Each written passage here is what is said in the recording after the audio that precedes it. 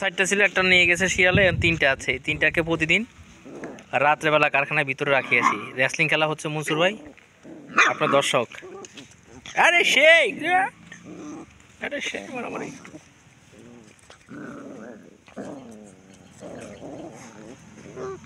সেই মারামারি হচ্ছে দেখুন। আমার লাগে ফায়ার লাগে। আরে সেই